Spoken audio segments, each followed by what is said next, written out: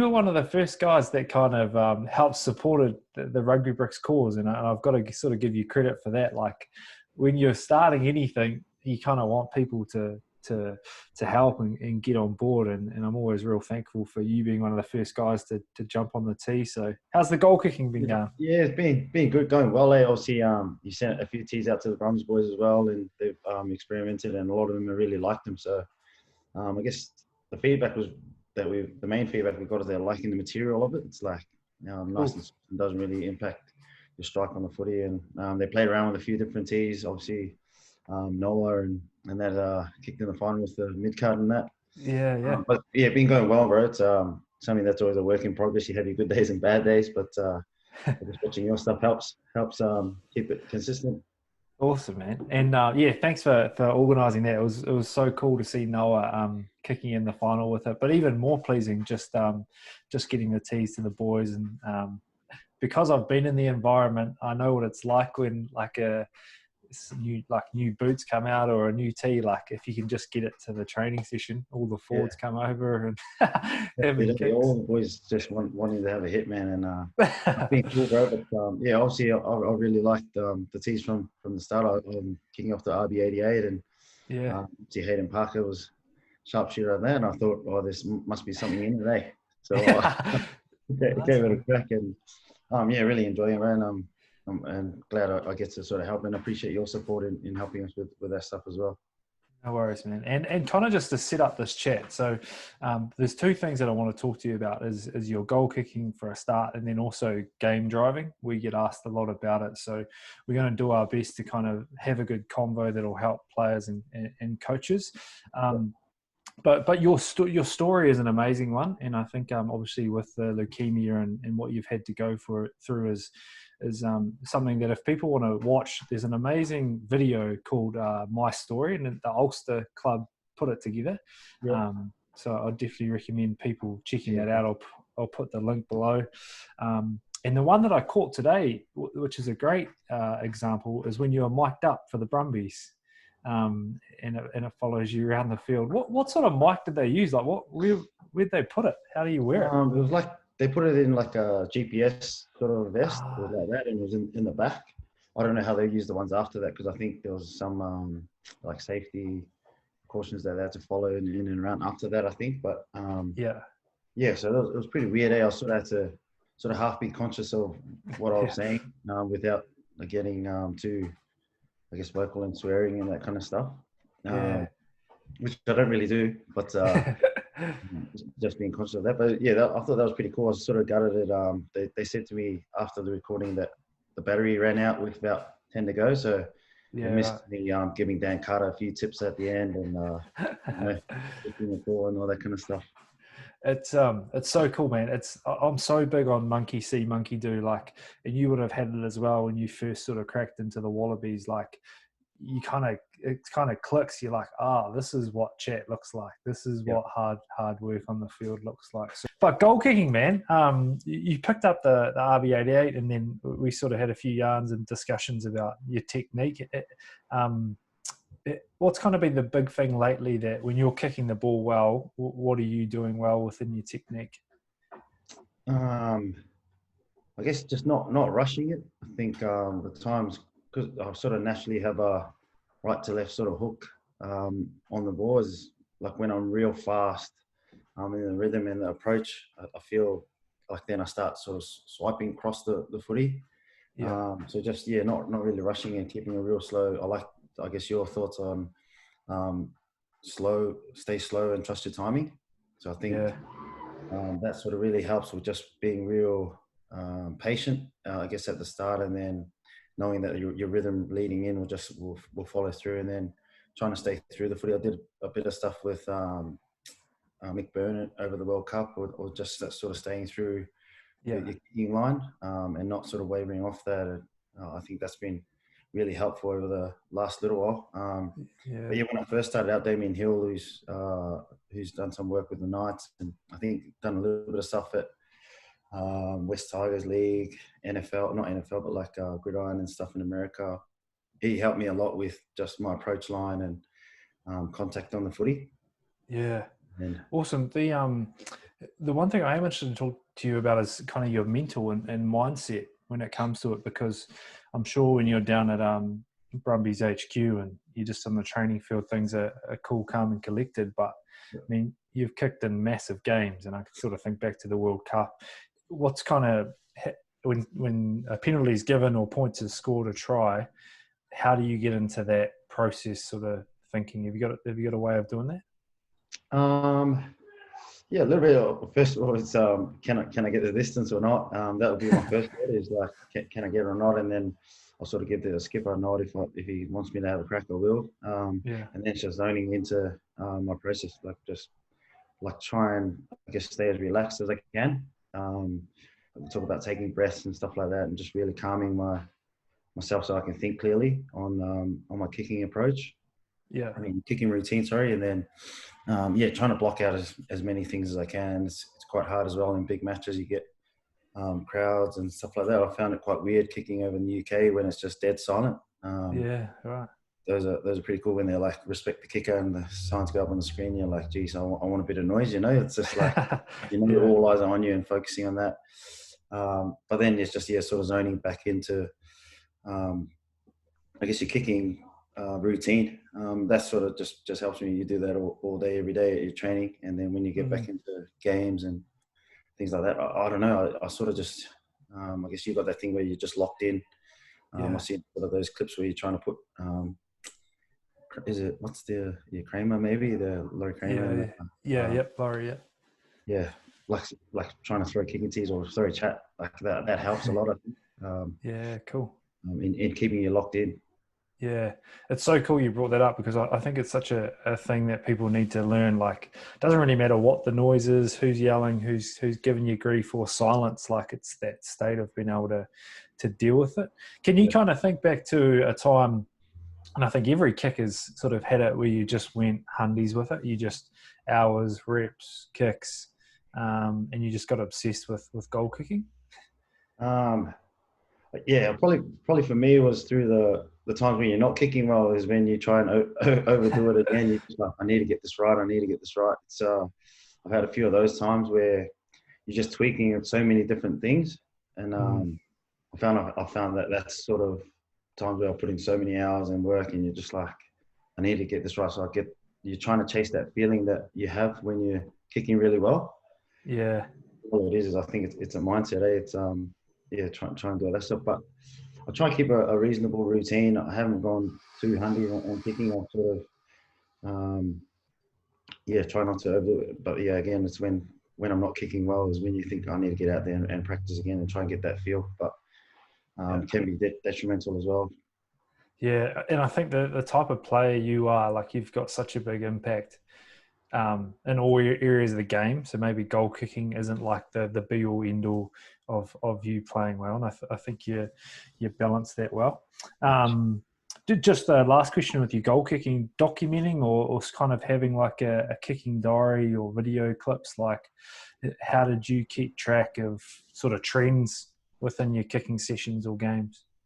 I guess you note out a plan or write down a plan of what you want to achieve with your kicking that week, whether it's your general stuff, but I guess specifically goal is try and do bits each day, and then leading into just sort of building your confidence into that. And I wouldn't really write down too much. I just sort of write a little note, write how many I got, and then write what I felt in that session. Yeah. And so just, I guess, document, contact was good. I felt I rushed a little bit, and then you sort of can go back over and be like, oh, that's what I did on that day early in that week. Yeah. And sort of getting towards the end of the week, you just sort of try and not overthink it, because it's all about being under lights and doing it there. Yeah. And I think it's so important because, you could go a whole year and kick all year and look back, and if you haven't written anything down, like, you've got no idea what you did. Yeah. So even one or two words, even just a date and a smiley face is just like banking the hours, not only in your head, but on paper. So and looking back, you don't really realize how much kicking you actually do. Like, you feel like I can't get that much in, and then when you look back over it, you're like, well, geez, I think I did a fair bit there, which is giving you enough confidence to head into game and execute. Yeah. When have you felt at your best? Like, at the World Cup, were you just on the field and just you knew you were good to go, like you'd kick everything? The full confidence in your technique is what I'm kind of saying. Yeah, I think during the warm up and that, you're just getting your kicks in and you feel, yeah, today I'm on. Yeah. Yeah, I'll kick anything. Like, I think that's real important is to building confidence. But then there's days as well, you're in the warm up and you can't get one over, and then you get in game and you can't miss. Yeah. So yeah, it's a balance of those two. But yeah, I think probably yeah, during the World Cup was just getting into my routine, knowing that I've done the work through the week, and then just hitting them in warm up just to get that feel again. You know, that feeling in your mind is like, yeah, sweet, that's a nice hit, we're on. Yeah. I actually got asked this question today about what should I do in the warm up, and I'm interested to hear what your advice is. But mine was just, it's all about rhythm. Like, it's about kicking the ball well. It's not about going to the sideline and heaps of different spots. What's kind of, if you had to answer the question, what do you want to get out of your warm up? What would your answer be? I guess good contact. I find when I'm getting really really good contact through it, everything else will follow through that. Like and rhythm is nice. I think that's the other thing. I'll get out there. I'll do sort of like warm up kicks, just normal punts to get the contact on the footy, and then just hit maybe 3 or 4 from in front, and just really sticking into my routine, and then just going maybe 2 or 3 or 4 from different spots around the field, and just feeling the rhythm and nice strong contact. Yeah, cool.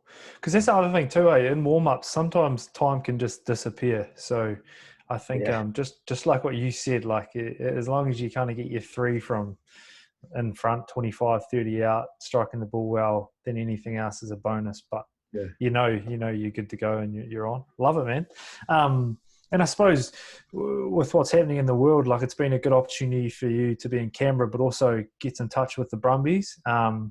What was your role there, like with trainings and getting back with those boys?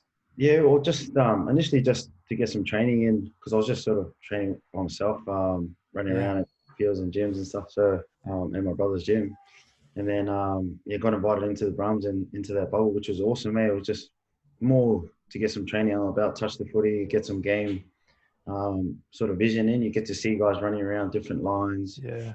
And I sort of just filled in where I needed to on the opposition. So where they were short on an injury, I'd run at fullback or on the wing, and just observe as well from the guys training and playing, and just giving some feedback where I felt they needed. And that was unreal, just to be around the group and be around the boys. Just felt like I never left as well.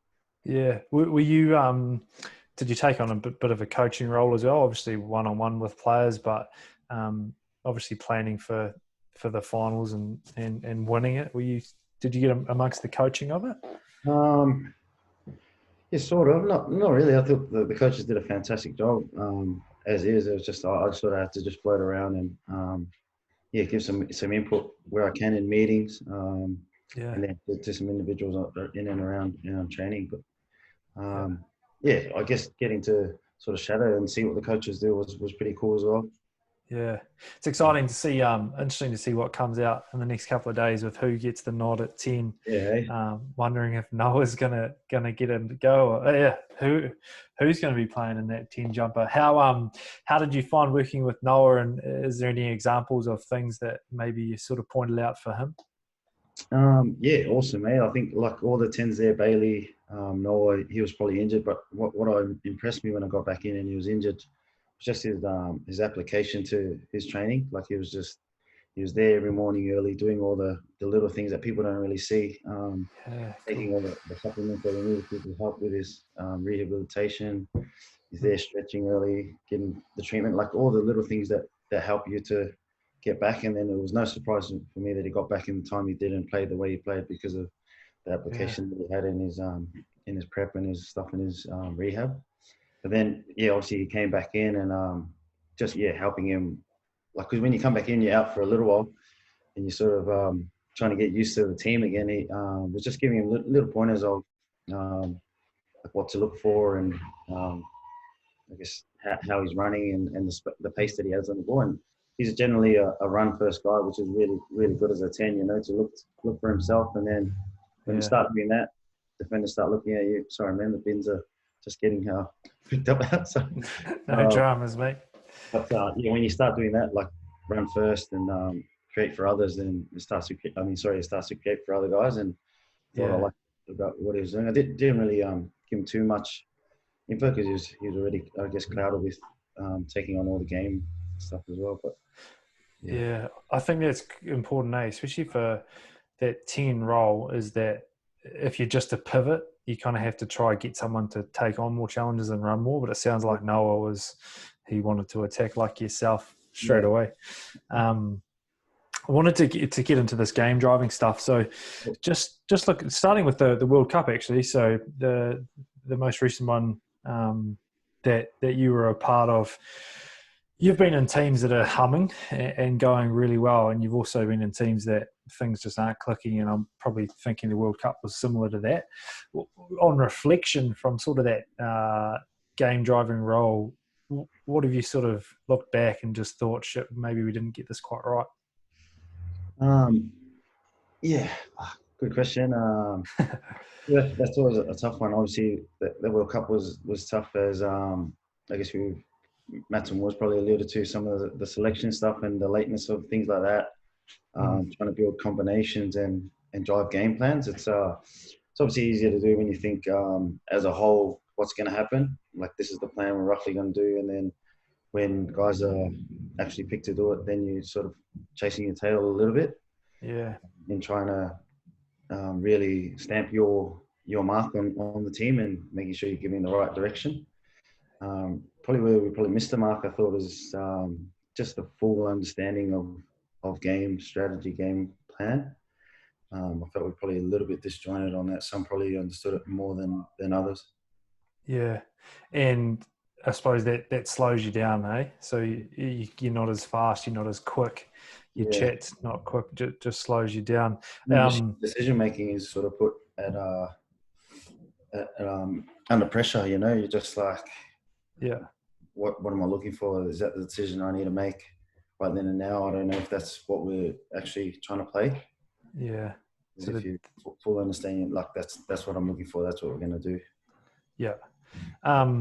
I suppose from that, in a really good week where you've nailed your prep, you've got the boys ready, plus your own role. Like, I'm interested for you to kind of talk us through a week of what would the perfect week look like when you are trying to lead a team like you did so often. You're obviously reviewing your previous week or where you want to improve from training to help you, I guess, focus on what you need to fix rather than what you didn't do as well from an opposition putting you under pressure, but making sure your system and what you've trained all pre-season is right. And then you sort of preview the opposition and seeing where the opportunities are going to be, whether that's in your set piece attack, whether that's in your multi-phase plays and your kick strategy. So you're trying to identify all of those opportunities.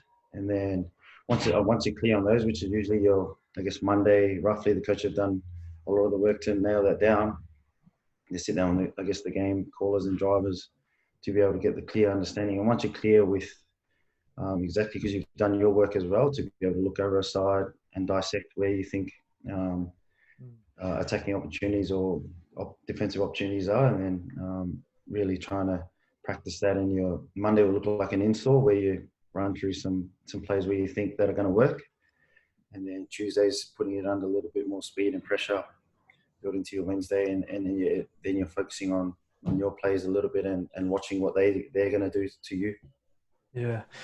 I'm interested in how much of your week is full with little chats. Like there's team meetings, but then there's also coffees, walking to the field, car park. Like, were you always kind of sort of touch with a wing, a hooker, a prop, just that little tiny chat just to all get on the same page? Yeah, I think that's getting better and better as they go. Like obviously there's so many meetings you have in a day as well, but it's the side meetings that you have on walking from the change room to the field. It's like, oh, I remember what we ran yesterday. You could have done this a bit better, or This is what we're looking for from you on this line. Little chats like that are handy, and whether that's talking to your halfback of the tempo and speed that you want for the ball and where to find you, and then to your outside backs calling the space that you need to hear, and then your job is just to get them the footy as best you can and as quick as you can. So I think those are really important. I had that down in my notes as well. Just making sure, because you get home and you think, and looking over footage again on either your iPad or phone or whatever from training, and you're like, I need tell him that, or I need to run him, need him to run this line to stop this defender, because you can see it happening in training. And then they obviously get an understanding as well of what you're wanting from them and then what you want to see as a team. Yeah. And I think that's kind of the beauty of rugby, is it's not simple, and and that's why the best teams kind of continue to be great, because it's all the stuff you just don't know about that they do well, like these conversations. It sounds like you're someone who didn't switch off, you had the notepad out, the iPad. Would that be right?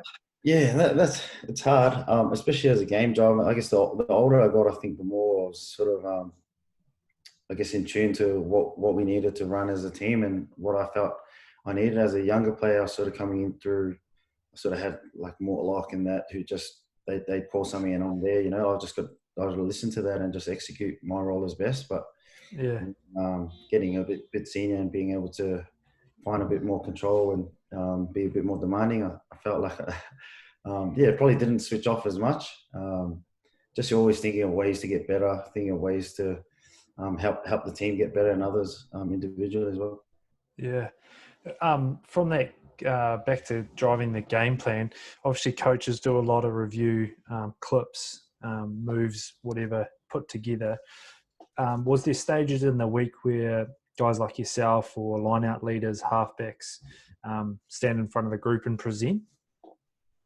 Yeah, I think that's been it's a bit more impactful when your game leaders are standing up and presenting a few things. Obviously, the coaches need to do and show what they need to show. But sometimes I guess teams will have their players in there with the coaches, so then everyone's aligned, and then they'll ask a player to get up and present. And I think when you're hearing one of your own teammates or your game drivers talk about a plan, that's a bit more, I guess you get a bit more buy-in from that. Guys have a lot more belief in, okay, this is what he's seeing and this is what he wants from us. So, all we got to do is do our part in that. I also think sometimes it's a little bit fake, like someone gets up and presents, just reads a script and then sits down. But I think the more impactful ones are the guys who research, knows their shit. This is what's happening. Ask me questions afterwards. It's his plan, not just a script. Yeah, absolutely. And I think that's the balance as well, is making sure you're not just getting up to say what a coach wants to hear. Get on the coach and tick the box. Yep. The boys are ready. They've seen my plan that I wanted out just because one of the players said it. But making sure that player coach is aligned as well. They've done their work. They're feeling and thinking the same thing. And then they're obviously both bought in and believe in what they're trying to achieve. So then that message is the same, rather than get up there and say it and then in the change room going, I don't really feel like that's the right thing that coach wants. You know what I mean? I think that happens in a lot of teams as well. Yeah, and then that's doubt and that's slow on the field. Absolutely. It was actually Tamua, Matty said this as well. He said in a game of rugby, it's sort of our plan versus the other team's plan, rather than just rugby versus rugby. And I think he hit the nail on the head. The more buy-in you get, the better that you can execute it, the speed, the comms of your plan, it means that you get a lot more wins and a lot more victories. Yeah. You can probably only really speak as a first five and as a 10 in midfield as well. Who was really important for you on the field driving a game plan? Who helped? I guess your game leaders. Obviously, you've got a leadership group and a strategy group that go through the game plan. I guess for me, obviously be the line-out caller. Is knowing, I guess, what lineouts and things they can win set piece, how set piece is going, because you might have to readjust as you're out there. They could plan something all week and get out there and be like, they're marking up on that, we can't win that. So you can't really run a play that you wanted to run. And then you've got to sort of go to, I guess, your banking plays and knowing what's going to be good for you to get the team going, and you've got to adapt a little bit. So yeah. What do you mean by your banking plays? Like you have plays there that are just given you're going to win it, whether it's a 2-ball and you just go into a set play that is sort of your first 3 phases that everyone knows what they're doing. Yeah, and right. You can win it any way, whether it's you win it anywhere in the lineup with, I guess, a 7-man, like something like that, like a 7-man that you can just go to. Yeah. And just get the team going, just so we can get to multi-phase rather than trying to run a specific move that you've probably planned all week, but they've probably watched it as well. Yeah, cool. Already for it. So yeah, there's always something that I'll have a couple of banking plays that I'll go to just to get us going. Like I guess a 7-man, just hit a center up, get our forwards around the corner, like little things like that. You sort of have in mind to just go to unstructured rather than some set piece stuff. Yeah. You're and obviously this is great, mate. The value people are going to get out of this is gold. When you have to have a tough conversation with a mate or a teammate, just around not doing their role or lifting their standard, how do you go about that? And how can you make that process easier in your experience? Jeez. Yeah. I've sort of changed throughout my career. When I first started, I was sort of in and around Mortlock, George Smith, Rathbone, guys like that, Julian Huxley, that really drove super high standards. George Gregan, obviously in his last year as well. Starting out like that was just guys at the pinnacle of the game, or probably on the back end, that just had a certain standard that they wanted. And I was sort of fortunate enough to be involved in sort of that setup. And they were probably on the more old school, real harsh. You got any examples of you getting called out? Yeah, there's heaps, man. There you go. I don't want to throw him on the bus, but like Bernie or Stephen Larkham will run in and just run their plays seamlessly, and then it'll be like swap in, and then I'll jump in, and it'll just be a simple cut ball to Mortlock, and I'd hit him back shoulder, and he'd just stop, throw the ball on the ground, and be like, "What the F is that, Lealiifano?" And I was like, "Oh my legs." Just like back shoulder. He wanted to hear, so then like our move just flowed. Yeah.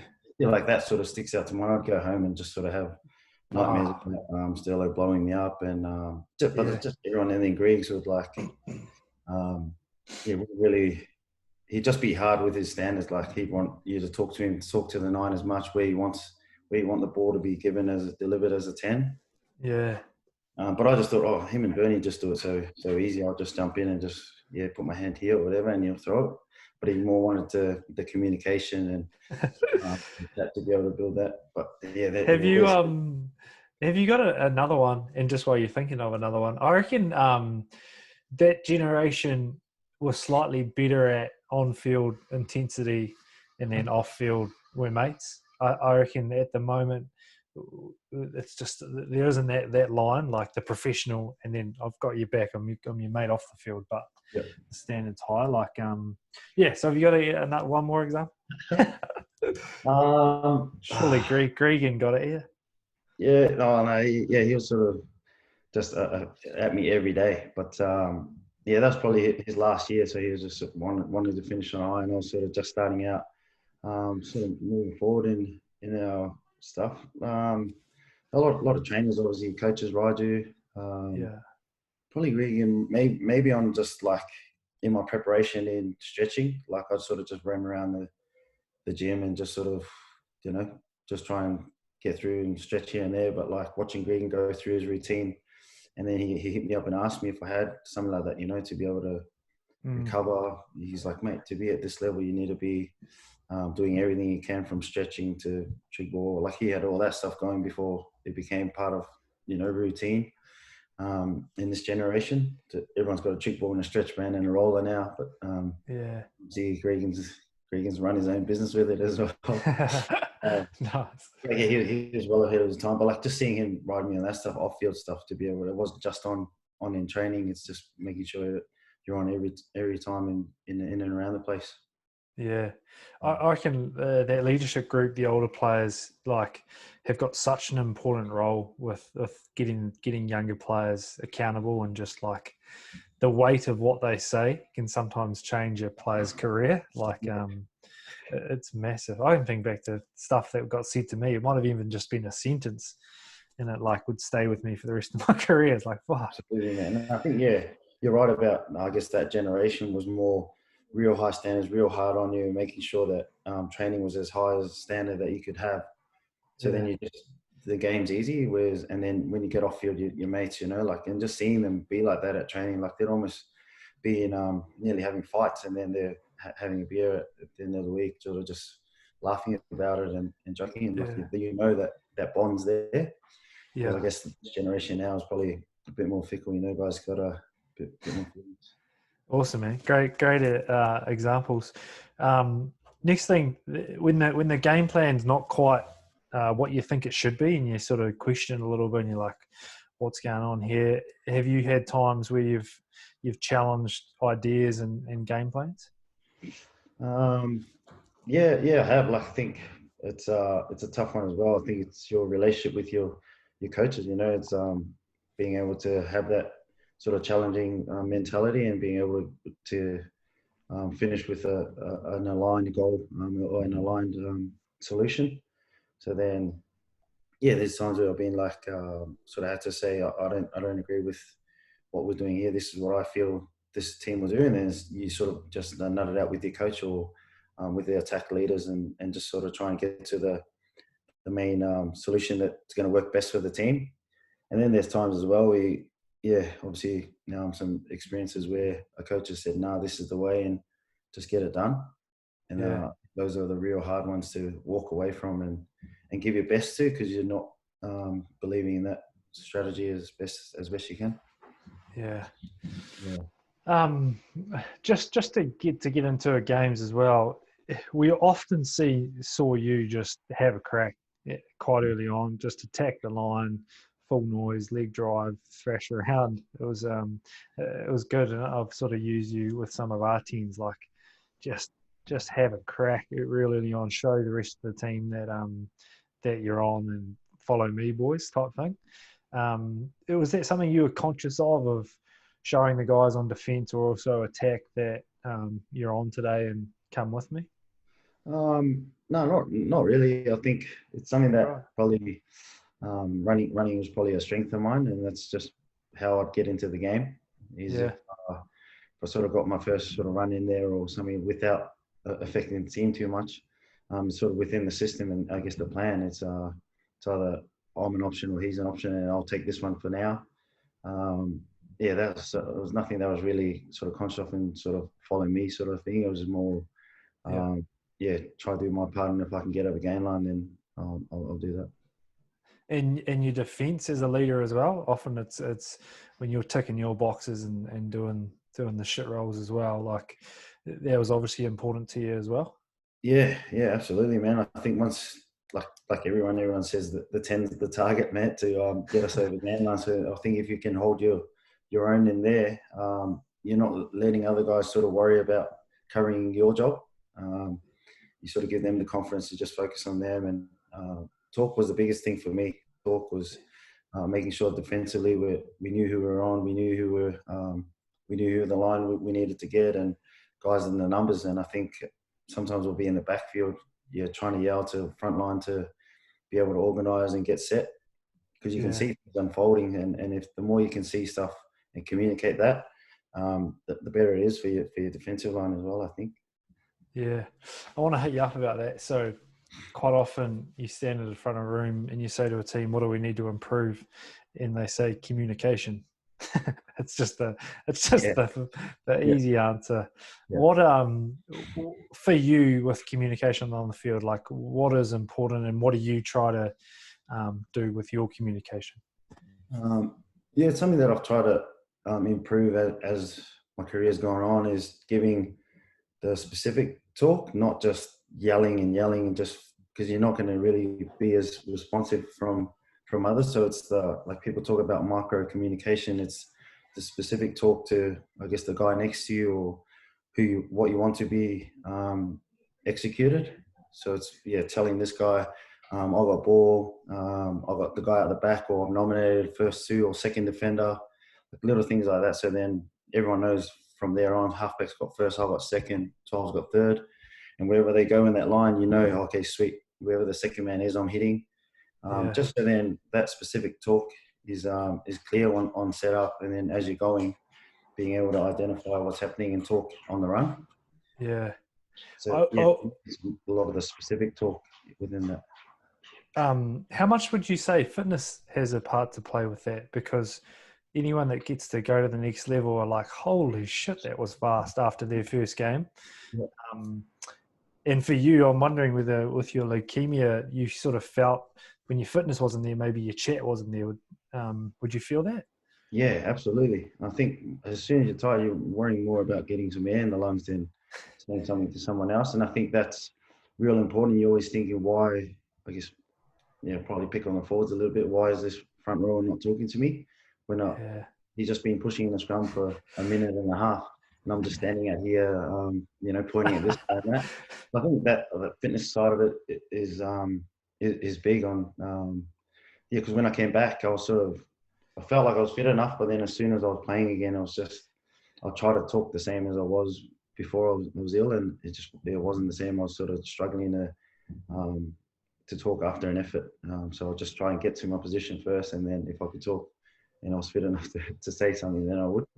Yeah, especially from the for 4 day, like you don't need much. You just need that micro chat, as you said. Like just tell me what you're seeing, action, and then just repeat efforts, which I think was a real strength. Even if you listen to, like sometimes they wouldn't listen. Like I don't care if you're not saying anything, but if you can hear me and you can do what you're going to do or what I'm telling you to do, then that's good enough. Yeah. Sometimes they wouldn't listen. They're just in their own world and probably worrying about getting folded in a scrum. Going back to this game driver chat, you've got a player on the field. It might be a forward that's not talking, or he's just blank. You would have seen it before, like a blank face. They're just zoned out. They may have made a few mistakes. You've probably taken on that responsibility. Maybe try to say something or get them into their next role. Have you encountered that before? You have sort of all the time after, I guess, a big scrum or a maul effort. Like sometimes in a maul, and then there'll be a penalty, and then you got to run back and call a line out or something. Guys are sort of in their own space. Yeah. And I guess that's a balance too, of trying to give them time to recover, and then give them some talk to try and give them some specific talk to get them back in the game. Advice to people, because I reckon that's a big balance within teams. You've got your game drivers and leaders that are doing their best to lead, and then you've kind of got your people that have to follow. What advice would you give those people that have to follow? Like what would be good from those people? Just knowing their role, being able to execute their role within what people are telling you to do. So I guess when you have to follow and you're not in the right spot, and you're not in the play doesn't really function as well, because you're late here, you're late off the ground, or just making sure that you're in the right position to be able to execute what you need to do. Because obviously the game driver is trying to put people in position and put the team in a certain spot. But if the team's not in system, or other guys aren't in system, then we're sort of going to be half guys on board and some guys not there, and then you're just disjointed attack or defense. Yeah.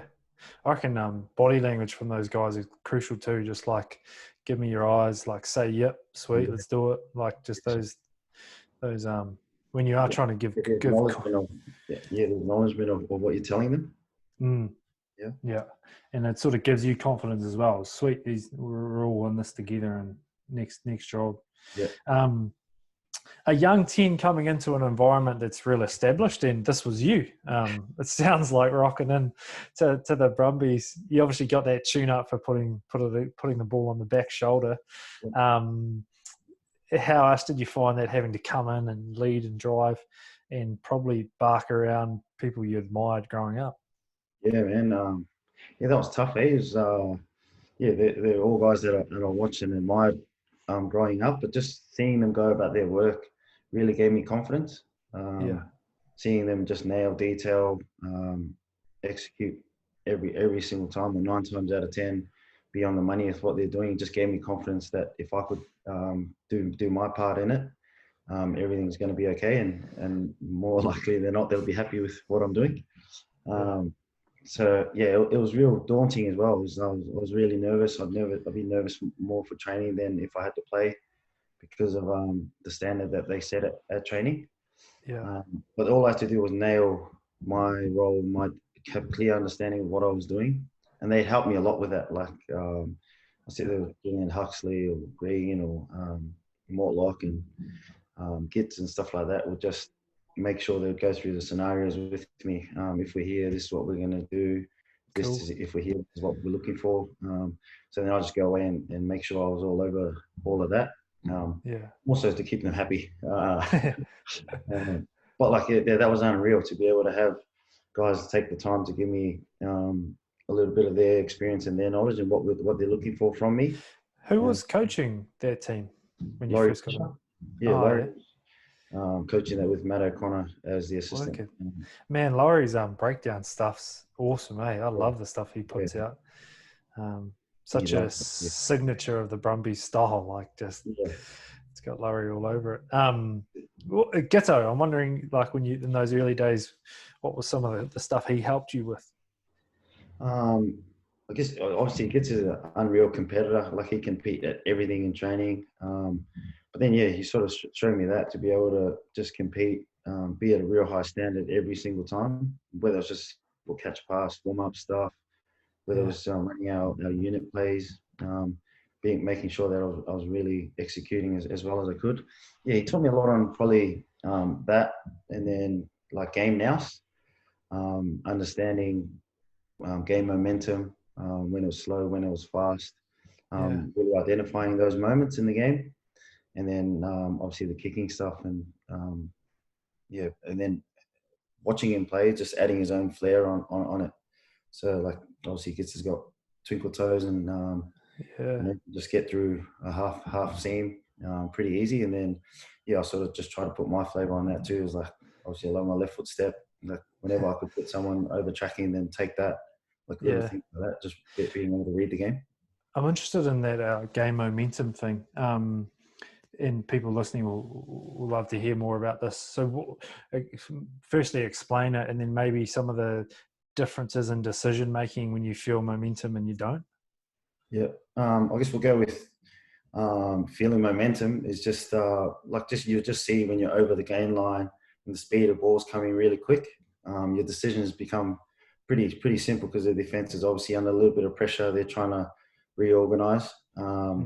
And then you're just sort of playing on top, as some coaches will say, you're just playing on top with real simple stuff. It could just be simple hands down an edge. You're getting more gain line and you're getting more and more momentum through what you're doing attacking wise. And you could feel that in defense as well when you're taking, I guess, gain line away from teams, being able to keep that line speed going.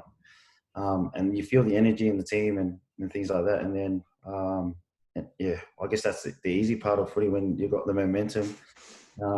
When you don't have it, I think you'll just notice a different change and feel in the team. Like you feel the pressure, you feel the guys not talking probably as much. And I think talk was probably the biggest thing that you notice when you lose momentum. I start to sort of, I guess, self-doubt and not say, I guess, what they want when they're humming. And then the speed of ball when you're in attack is knowing when it's slow, and then your different options that you got to try and create a little bit of rhythm. And so you're getting slow ball and not making gain line. What decisions do you start making as a ball player then? Yeah, so I'll try and find either try and keep playing and trying to find like a soft seam, whether that's a mismatch on a back on a forward or a back roll hitting a nice hard line outside at a back or something like that. Or then you've got to start looking at kick space, looking at other ways to turn the team around, and then we can try and put them under pressure with our defence. Yeah. So whether it's either putting a contested ball up and then getting our guys to put them under pressure, and then they'll kick back, obviously, or hopefully, and then you try and rebuild your momentum again. Yeah. So yeah, Cool. things like that is I'll probably look at trying to find soft seams to get us game line. If I don't get that, then I'll try and start looking at either contestable kick or some space. Was that a big part of your exit strategy? So say you're sort of only 30, 40 metres out from your own line. If you felt like you were playing on top of teams and getting good gain line and momentum, your decision might be, okay, let's have another sniff on attack with ball in hand rather than just a scripted kick. Yeah, I think that was probably something that we had to sort of learn a little bit under Jake White. There was a big thing on, even if we had the momentum, was we're kicking. It didn't matter what it was. And then sometimes I'd go against the script and see something else, like there'll be a time where we, like, if I guess the exit where you come off a scrum, you hit a centre up and then you come back to the kicker and then you kick it out. Yeah. We hit a centre up, he makes a little bit of gain. And then I think we're playing the Sharks maybe. And then I think maybe JP Peterson from 13 shoots hard outside in because he thinks I'm going to kick, or like I was meant to kick, but I can't get a kick away because he's put me under pressure. A dummy step and we throw it. We go 80 meters and we score a try. That was, I think, probably just an instinctive thing because I was like, I can't get a kick away unless try and get to an edge to set up another ruck to then kick. But luckily enough, we ended up finding the break and getting some momentum and getting a try. But yeah, that can be a big part of it as well, as being real scripted, but understanding if there's momentum to go, you can still go again and put the team under even more pressure. Because you could even make a gain, but they'll expect the kick and they'll have that sort of covered with their backfield. Yeah. And yeah, it's nice to kick on the front foot, but if you can try and manipulate that a little bit, then have another little sniff, as you said. Especially, mate, like they've got a backfield and you're only going against 13, sometimes 12 defenders. So, I mean, you've already got the advantage if you're getting good gain line. So I rate it. And I suppose for players, like that's why watching games is so important. And you can see and ask yourself what team's got momentum during these phases. And that's game driving and learning what it looks like. Whatever else comes up. Mate, I think we've kind of we've covered everything that I had down on my list. I know that this is going to be really helpful. The last thing I wanted to wrap up was just some of the input from Larkham. I know that he had a lot to do with your career, and he's been great for my coaching and learning of the game. So, for you, what were some of the key things he helped you with, maybe as a player, but then also getting into as a coach for you? Yeah, he's been an unreal part of my career. I really love being under him. He's just obviously done some work with him, and his brain just thinks like none other. In a weird sense as well. Like he's just a bit of a nerd, and unreal fella, man. It's got a lot of time. He's put so much time and effort into me, and I feel grateful for that. Like I think for me and stuff in my game, probably back on probably the back end, he probably helped me just be a bit more balanced.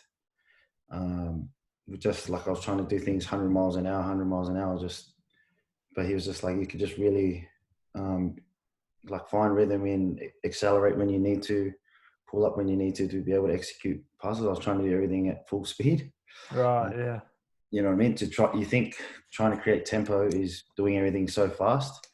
So for me, it was just about identifying those moments as well, as to be able to cruise, see the ball coming, accelerate, fix a defender, slow up, you've got him, you know what I mean? Things like that to be able to execute better.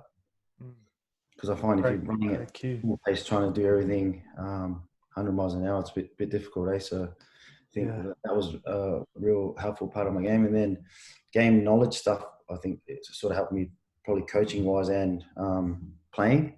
Because obviously playing and then just being able to pick his brain on how to dissect the team. Because obviously in my first year at Brumbies, it was his last. We'd go to like team training and he'd just run the show. Like he'd be like, I want to line out here, we're running this and this. Like he obviously got the runs on the board, but like just knew what we needed as a game driver. I think he'd be unreal to chat to about that, because just seeing that evolve over the years in my career, from when I first started seeing it firsthand, I'd be sitting there with my play sheet on the side.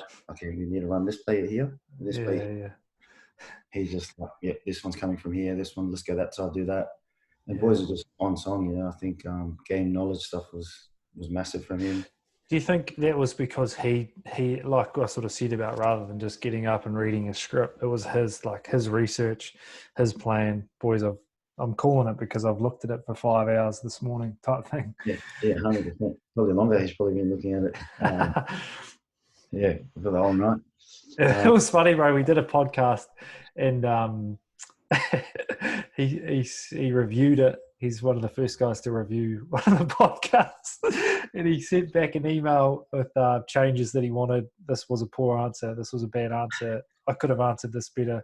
Happy to do this again. And I was just like, this is so you, and the reason why he's so successful. That is so burning, man. And like, that's what we call him, weirdo, eh? Like, no one else would do that. Review a podcast and email their answers like, nah, put this answer in for this.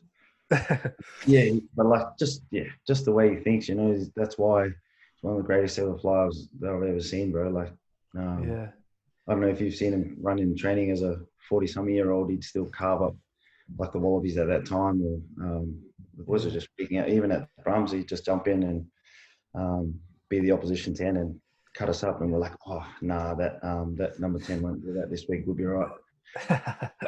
Bernie's just I guess his balance as well as a player. Like, he was just so he just sort of glide around everywhere, and guys on the money every single time. And I love that. I love that point you brought up about almost sort of slowing yourself down so you can take better options. I did want to ask you about the phrase that gets thrown around by a lot of coaches: play what's in front of you. And I think a lot of the time it's lazy coaching by some coaches. Like, it's okay at Super Rugby because you've got this ginormous week in game plans and detail that you can kind of say a comment like play what's in front of you because it's within so much structure. But for young teens that are playing in club teams, you know what it's like Tuesday, Thursday, there's not that much detail. What do those players need from their coaches, like jobs, roles, tasks, that can help them kind of get that snowball effect of good stuff on the field? Of play what's in front? Yeah. I think, when I think about play what's in front is, I guess being able to see a picture, and sometimes that'll change, and being able to identify that picture. Obviously, everyone learns a bit different. So I think that's why I think coaches, when they just say generic stuff like play what's in front, it's like, you don't see the same thing I see. Like, I'll never see what Bernie could see, but it's about trying to give guys cues that they can see. So then this is what I call. Yeah. For example, like, say this bloke's shoulders are turned in. He's just humming to go straight in here. You can just throw the mist. Like, that's your cues to be able to read that kind of stuff. And I know that's probably hard on a Tuesday, Thursday kind of thing. But I think to try to replicate that on a club night is running through a lot of your phase options, because those are, like, a lot of people spend half an hour on units. You know, like, you're just running set piece plays that you probably never get too many chances. You get maybe 2 or 3 scrums that you can run off, or things like that. So I think a lot of it is being able to read cues and see different pictures.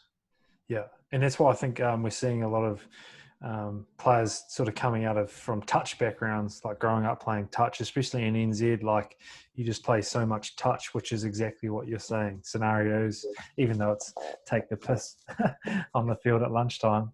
But there's scenarios that you're kind of reading and getting cues from. Man. That's what I did a lot as a kid as well. I just grew up with my older brothers and cousins and guys from church and that, playing touch. And like, you just be able to read and see what works and what doesn't work when you do this. Like, when I throw this dummy here, that guy moves there. When I throw another dummy, they're both going to just putt the way for me and I'll just go.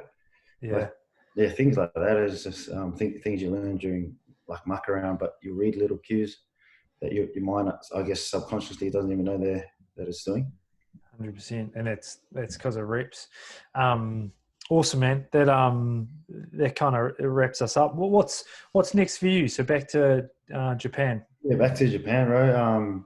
Head out next Thursday, I think. 2 weeks Cool. after, and then I think the season doesn't start there till January. But we've just got a nice sort of 3-month block of pre-season and some games, and Yeah. yeah, just preparation into getting that stuff. That's probably one thing I didn't really touch on was as a game driver in Japan, it's quite difficult with the language barrier. Yeah. Tell us Being more. able to- yeah, being able to communicate to guys on where you want them to run and what you want them to do, because of sometimes like we're lucky a lot of our stuff is in English. Yeah. Just trying to get them on board with what you're trying to get out of them, and then halftime you got 10 minutes or a stoppage, a translator will come on and you're trying to say, I need this from the backs or I need this from the forwards, and then they're trying to translate. So that's real difficult to get done. Yeah. I find that real challenging, but I'm really enjoying that part of it, is being able to, obviously try and communicate in a different language, but try and get guys to see pictures of rugby that I guess we can all try and help to execute our team plan or things like that. That's explaining something and trying to coach someone else is the best way to sort of teach yourself, eh? Yeah, absolutely. And there must be taking some time, and like it must be a slow process sometimes. Yeah, it is, man. It can get a little bit frustrating because you can get stuff lost in translation. Like obviously our rugby terminology, you can just say things and guys understand it, whereas translating it in Japanese might sound a bit different, or you've got to try and get the right context of what you're trying to say. Yeah. Yeah.